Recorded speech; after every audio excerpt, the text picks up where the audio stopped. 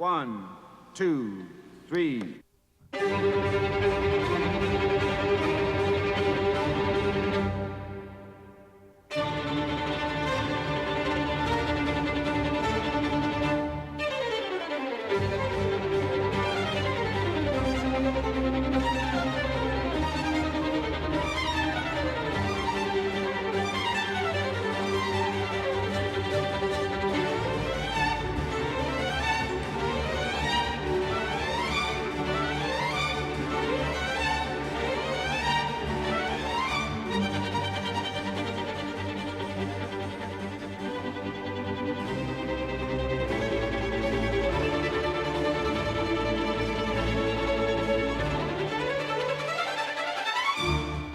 Welcome to this edition of State of the Arts Television here in Rogers Community 11. I'm your host, Raina O'Neill. State of the Arts is your local arts and culture update program for Cornwall and the surrounding area. On this edition, we'll be introducing you to more of the people who make Cornwall a very interesting place to live. This month, we'll introduce you to Pauline Rubestian, who specializes in custom jewelry. Among some of her work are some outstanding little treasures. And we'll also introduce you to a local artist by the name of Guy Frechette, whose work is most definitely out of this world. Since the beginning of time, men and women have adorned themselves with jewelry, beginning with the ancient Egyptians up to present-day office workers. Decoration has been a very important part of being in public. Pauline Rubestian has taken her jewelry and turned them into beautiful pieces of art.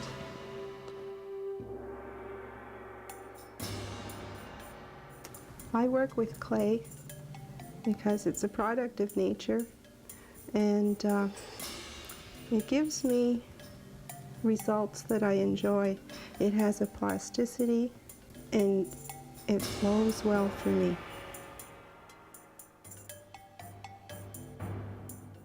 Usually I don't have anything planned when I start my work. It sort of happens by itself. But I find that a lot of the shapes that do happen are related to flowers, shells, and leaves. And I guess that's where my inspiration comes from, nature, basically. In my work, I also like to incorporate a lot of things that are found in nature. I like quartz crystals, I love crystals, I love stones. So I like to utilize, for instance, a quartz cluster like this, which is a natural product from the earth. And in the piece of jewelry, I would also utilize some of the crystals from the quartz along with pyrite and incorporate that as natural parts of this flower sculpture that I've created. With this, I've accentuated it with a 24-karat gold edging. And when it's finished, it can be purchased as a sculpture. It can be displayed as a sculpture, so you get to enjoy it. And you can wear it whenever you like, but you can also just put it on a coffee table and enjoy it.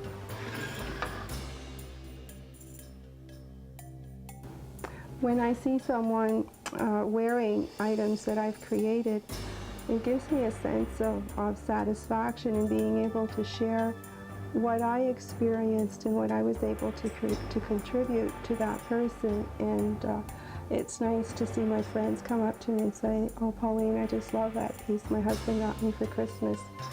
And it's a sense of accomplishment that I'm doing something that other people can enjoy and will enjoy for generations, probably, because once porcelain has been fired, it doesn't change the chemical structure of it anymore. It's as changed as it will ever be. So that is one of the things that I kind of like to know, is that my jewelry will be around for quite a long time. Stay with us as we visit with local artist Guy Frechette, but first, we'll give you a rundown of the events happening in the month of March.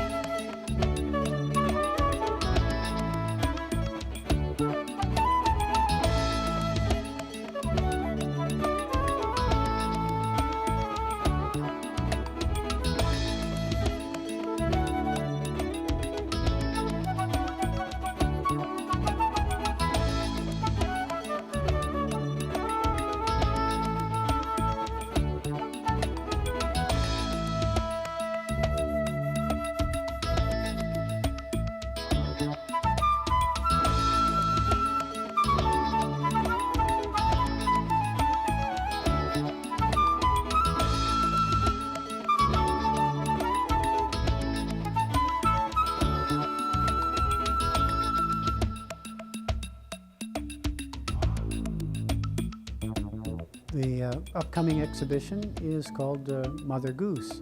It's a theme exhibition. It's the third exhibition in this series. That is the third year for the theme exhibition. Our theme this year is the Mother Goose exhibition, and it's an updated version of Mother Goose with references to changed nursery rhymes. The traditional rhymes have been fashioned by many of the participants into a modern verse and contemporary themes and issues. And in some cases, the artist Donna Kinnair has conducted workshops in schools, and as well Kathy Legault Roth has also assembled work from a school that she's involved with. And also Memorial Park Public School is submitting work. In addition to the students' work, artists have submitted a great number of works that will be included along with the students' work. So a melange of varying sorts of work that touches on the general theme of Mother Goose.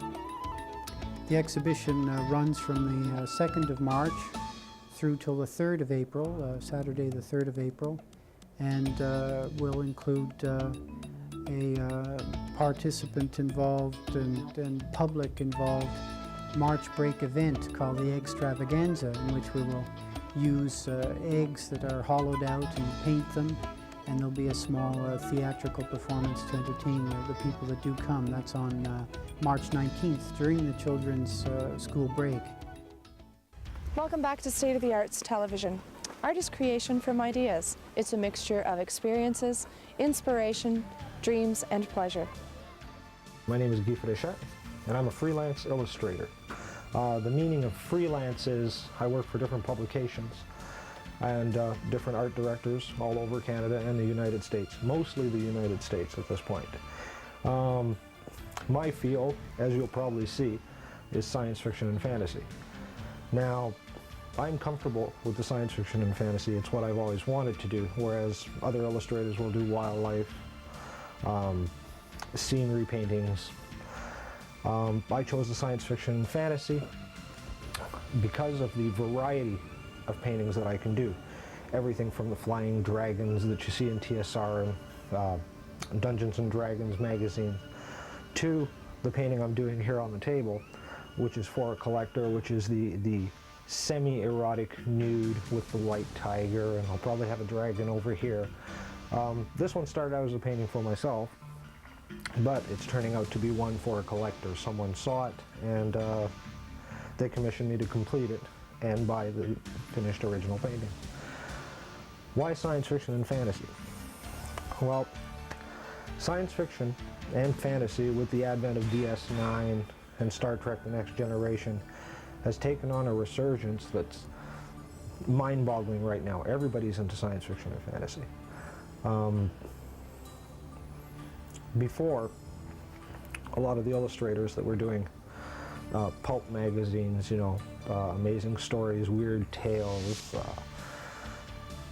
a lot of the old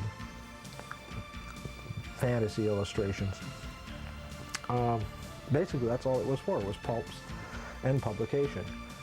Now science fiction paintings and fantasy paintings have become very, very collectible. I'd say for the past 10 years. Whereas before you could buy a painting for $800, $400. Now these paintings, this genre of painting is being accepted as fine art, and paintings are going anywhere from $2,000 to $10,000. I started in art very seriously when I was very young, doing just the rough pencils and the rough drawings for kids in school. They wanted airplanes. Wow, exciting airplanes. And in school, teachers actually told me to give up art. I'd never make a living with it. But such is the case with artists, you know. You tend to be a little bit more advanced, and they want you to paint teddy bears, and meanwhile you're doing all this nice scenery, and you tend to be a little advanced for some of the courses. But in about 1981, 82, I started working on animal bones. And that was through a friend. He says, you know, why don't you try drawing on something different? And so I started toying with the idea of animal bones. You can get them, you know, walking out in the field, find bones. So I started doing black and white inking on them, and just using colored pencils and doing different designs, still along the science fiction and fantasy theme. And then I had a contact to start doing mall shows. Oh joy, oh bliss. And I exhibited in a couple of malls, and it was selling very slow at the time. And then I managed to make a contact with a person that was running a science fiction and fantasy convention in Ottawa. Some of the people probably know of MapleCon in Ottawa. And I started exhibiting there, and for 2 years I was doing basically just the bone work, just the inking on bone. And not long after that, let's see, that had to be 83, late 83, I got my first introduction to an airbrush and picked it right up. Don't give me a paintbrush, can't do anything with a paintbrush. Give me an airbrush, can do a lot with an airbrush. And I started airbrushing the bones and adding color to them and so on. And from that point it progressed into doing the odd motorcycle, the odd car, the odd van. And I was doing a lot of airbrush illustration on metal. So basically the cars and the bikes and the vans. And an artist friend of mine, stateside, where I was exhibiting at a show, said, look, why don't you try doing wall hangings? You know, on metal though. Basically sheets of metal, body tin. Since I'm already accustomed to metal, I said, sure, why not? I'll give it a try. And then I started doing paintings on metal, framing them up, and selling them at conventions. And this went on until recently, about 2 years ago, where my agent in Virginia said, look, you know, canvas is a lot more acceptable in art galleries. And also the price of them is a lot higher. And since that time I've been painting, not just strictly on canvas, I still have the commission to do paintings on metal. Some collectors prefer the metal because of the durability, but for gallery acceptance, the canvas is still better. The type of painting I do isn't just restricted to the novellas and the covers and the interior illustrations. I've done some pretty funky stuff in my life. One of the major pieces that I just did, actually a year ago, was a swimming pool. A 20 feet by 18 feet by 5.5 foot deep, what they call a cocktail pool. And I was commissioned to do a complete underwater scene on the cement for this couple in Virginia. And that had to be one of the biggest jobs that I've ever done. Also the most memorable. Between working between snakes and rain and cold, and it was quite a challenge to do. Preferably, I prefer sitting here working on canvas at home where it's nice and warm. People want to know where certain ideas come from and how you come about that idea and why you're using that idea. So if you want to start from square one, the company, I'll pick one company, TSR. They do amazing stories, and they also handle Dragon magazines and a lot of the Dragon itself. I'll give them a call. See, if you don't call them once a month, they forget who you are, so you got to keep calling them and reminding them that, hey, I do work for you guys. I'll give them a call and they'll say, okay, well, we have this manuscript here. We feel that you can do it. Do you want it? So basically your first acceptance is, okay, I'll take a look at the manuscript, see if I can come up with an idea for it. They send you the manuscript, you read it. Now, some artists will get the manuscript in the mail, look at the first few paragraphs and just try to create something from that. I tend to read the whole story because somewhere, like the latest one I just did, I got my concept idea from the last paragraph on the last page. So they'll send you the manuscript, you read it, and then they ask for 3 rough sketches. You send in these 3 roughs, 3 different roughs. Natural selection, one of the interiors I did. One they wanted a spaceship, another one they wanted people, and another one they said, well, just you know, use your imagination in it. So I gave them a spaceship, I gave them people, and I gave them aliens. And they will choose one of those sketches, send it back to you, and then from the time you get the manuscript, accept it, they send you a contract, and you have 3 weeks.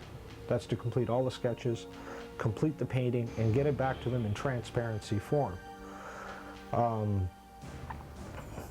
That is basically how it works. Now, they still have an option of rejecting it if it's not exactly in the taste or the style or the concept that they had in mind.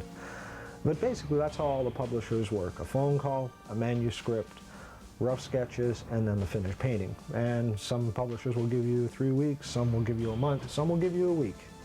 The case of the missing manuscript, which has happened to me. Have a manuscript lost in the mail, and then you're stuck because that doesn't change their deadline. Talking about nudity, and you know, the bare-breasted women in fantasy in the Amazons.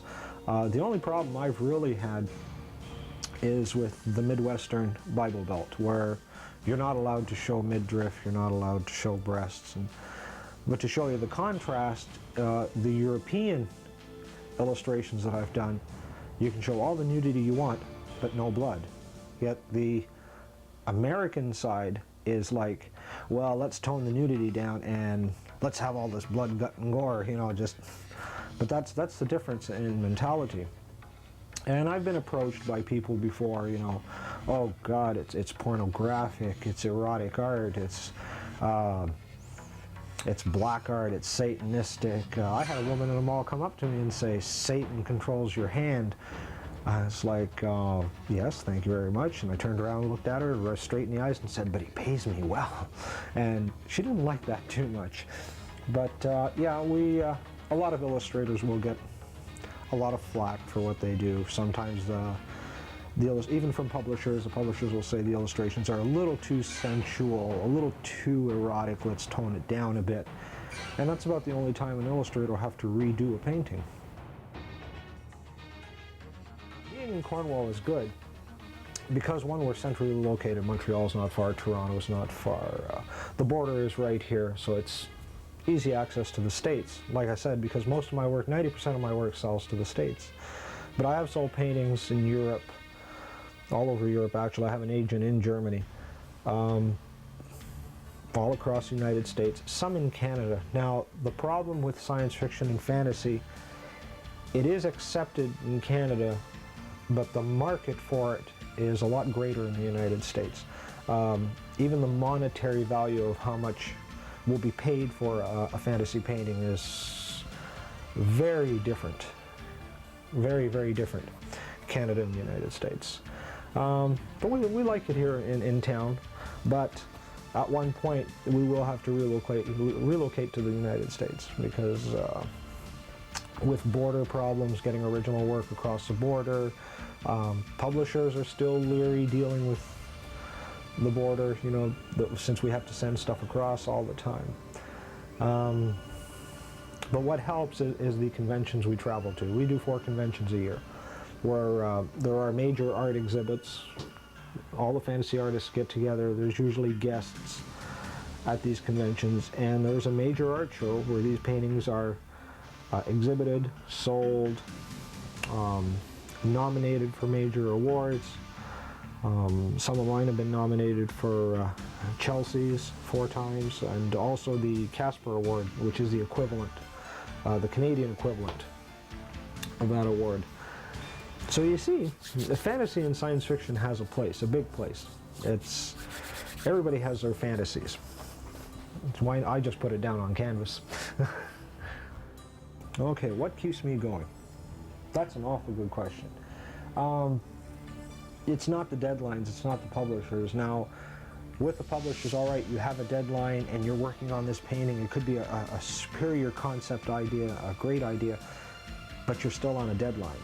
So you can't put your heart and soul into it. It's still a good painting. You're trying to put your heart into it, and yet your business side is going, it's got to be out by, oh God, I'm not going to make it. And so you tend to cut little corners here and, okay, well, I won't add this mountain over here, and it will just tighten it right up. Whereas when you're doing a personal painting, you tend to put a lot of you into that painting. You have the time to do it. A perfect example is a mermaid painting I did, and Sharon had posed for it. And the painting took 1.5 years to do, but I had commissions in between, and I was working on the painting, I had a commission to do, take the painting, put it aside, no, I don't want to cut any corners. And the end result was I took it to a show in Philadelphia. I just finished it, and a collector came along and said, yes, this shows a lot of you, we'll take it, thank you very much, and it was gone. You'll see the difference as you look around. You'll look at one painting that for Amazing Stories that had a tight deadline, and then you'll look at, let's say, this one, and what would be the other one? The continuum painting, the man's face with the hands, where I had a lot of time to do it.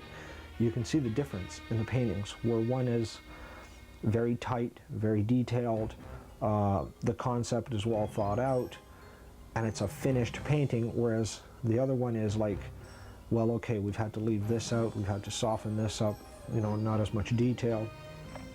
And that's basically the difference between a personal painting and a commissioned painting. The drive, like, how can I explain that? The drive is very personal. It's something I love to do. Right now I have a show coming up in April 12th, I think, April 12th. And I have 4 paintings to do before that show. I have other commissions that I have to prepare for that show, and I'm doing between 15 and 18-hour days right now, and it's just a love of the art, and that's what basically keeps me going. I'll finish one painting, I'll have a great idea for another one, well, I have to finish this one, and yes, another painting, another idea. I'm anxious to get to it. When this one is finished and done, the sketches come out and I start a brand new painting. It's the love of the art, and I'll die with it, I'll grow old and gray with it, and just keep on going. That wraps it up for this edition of State of the Arts. I'm Raina O'Neill.